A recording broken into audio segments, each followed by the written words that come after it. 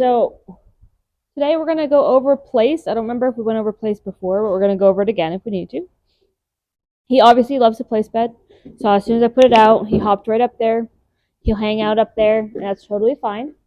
So remember simplifying the concept of the clicker? Every time he does something I like getting on the bed, I can click. That means that the reward is coming. If he stays on the bed, I like that. I can click. I can tell him that means the reward is coming.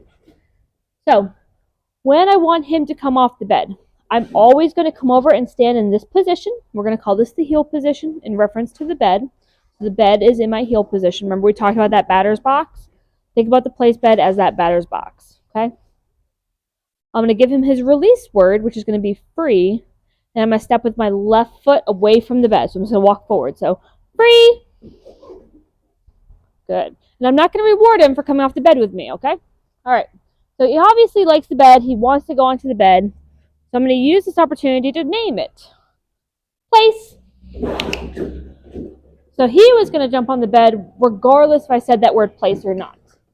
So I'm just going to use this as the opportunity to teach him the word. So free. So I know he's going to jump on the bed when we start walking towards it. Place. As soon as he gets all four paws up there, I click. And then I don't reward until I'm in this position. And if you notice, I'm taking my sweet time, right? There's no rush. So he's excited. He's doing it very enthusiastically. I am not going to rush. Free. We're going to walk forward. We're going to do it again. So I'm over here. Make sure your leash doesn't get tangled. Place. I clicked as soon as he got all four paws in the bed. I'm in the heel position. Now I can give him the reward that he's getting for the behavior he did when he heard the click. Okay? Okay. So as long as he's up here, I like this. I can mark a reward. Now, I'm always going to put the food right at the front of the bed here. Okay? If you notice, it's the long way this way, short way this way. So I'm going to place this at the short entrance, let's say. Wait, no. Place. We're going to talk about how to do corrections like you just saw there, so that way you know how to apply them at home.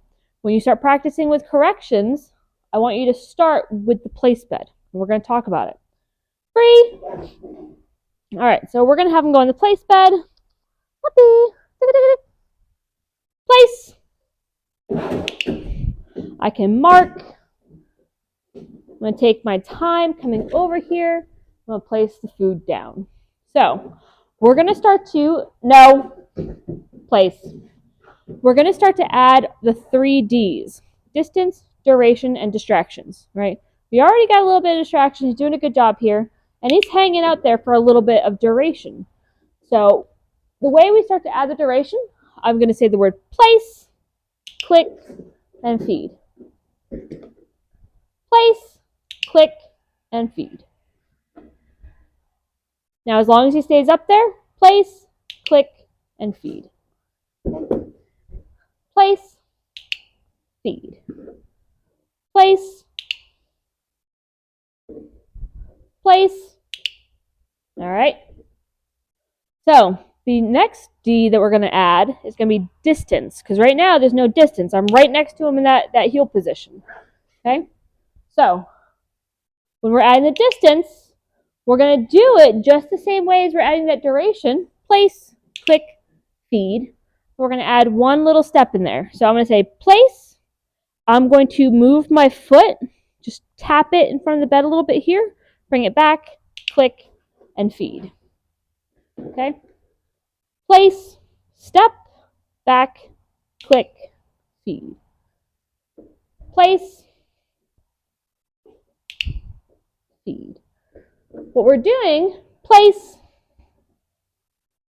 is we're creating this pattern where when I tell you place and I move, you stay here until I return to this position. That's when the reward is coming. Okay? What's going to happen is I'm going to say place, and we're going to start to step in front of the bed here. And when I come back to this position, I mark and I reward. Now, if you notice, he stood up. As we start to add that distance, he's going to get excited. Place.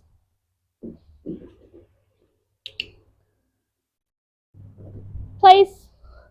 I want him to know that there's nothing to get excited about until I return to this position. Place. Now, if you notice, as much as possible, I'm trying to keep my left foot stationary. Place.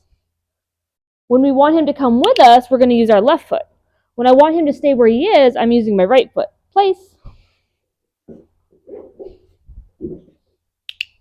Okay. Place. Now, if you notice, I'm doing it kind of quickly because he is getting a little excited, right? Place. I don't really want to give him too much of an opportunity to come flying off that bed. Whee! And left foot. All right. Place. So just like with our clicker and our verbal marker, when he does something good, click means something good is coming. Now, if he does something bad, we're going to use our negative marker, and that's going to be the word no. So if he steps off the bed, if he gets distracted and steps off the bed, we're immediately going to say N-O, and then the next thing that's going to happen is going to be a leash pop. The way the leash pop works, it goes from loose, tight to loose, very suddenly, okay? There's no rush to do it. You don't have to do it the exact moment he steps off the bed. That's why we have that no marker. No, place, okay? So just right there, he heard the word no. We pop that leash a little bit, and we remind him what he was supposed to do. Place. Good. Place. So as I start to step in front of the bed, it's going to be harder and harder for him to stay on the bed. So be ready for him to make that mistake. Place. Problem is that those mistakes are going to be unpredictable, and they might catch you by surprise, which means you can't really be prepared to do a correction. Place.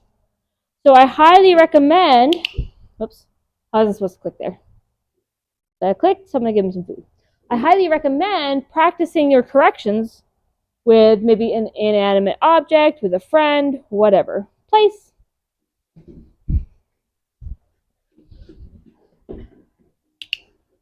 Good. I love the fact that he's laying down.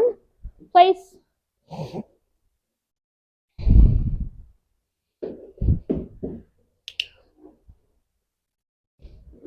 Place.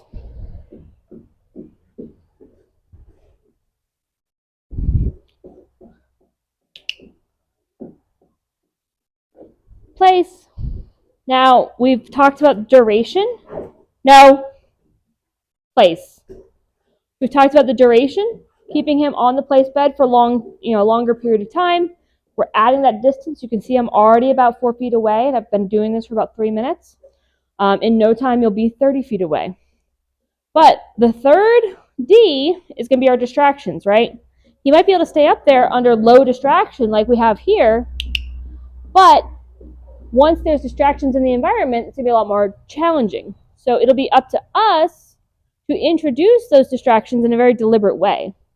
Now, it's very easy for me to say that he's been up here for 10 seconds, 15 seconds, 30 seconds. We can add a quantifiable number to the duration.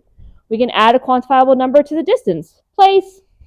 I can say I'm 1 foot away. I can say I'm 2 feet away. I can say I'm 3 feet away, right? These are very quantifiable metrics for the distance and the duration.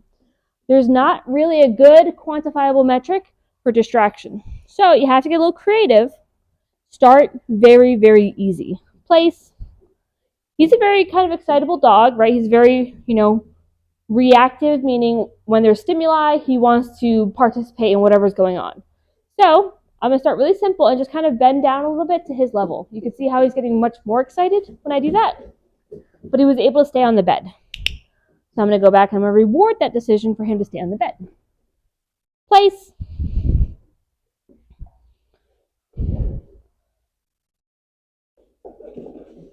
Very good. Excellent. He's making a lot of good choices. All right. And what I'm going to do is I'm going to slowly over time and over our different sessions of practicing this, create higher and higher levels of distraction. Just bending down to his level is a pretty high distraction for him. So make sure you're paying attention. Am I pushing him too far? Is he making mistake after mistake after mistake? If he's making like 1 or 2 mistakes, a session, that's probably a pretty good level to be at. If he's making like repetitive mistakes, then you're pushing him too far, too fast, and you just got to make it easier for him to be successful. So we're going to end it on that because that's a really good session. Free! Then we're going to go back into the kennel. Drink water.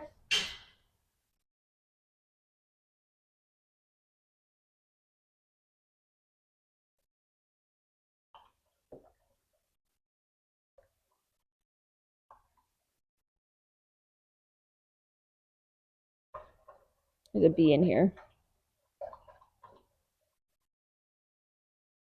Kennel.